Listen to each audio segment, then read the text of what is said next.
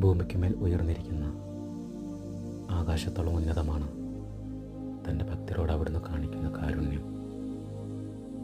കിഴക്കും പടിഞ്ഞാറും തമ്മിലുള്ളത്ര അകലത്തിൽ നമ്മുടെ പാപങ്ങളെ അവിടുന്ന് നമ്മിൽ നിന്ന് അകറ്റി നിർത്തി.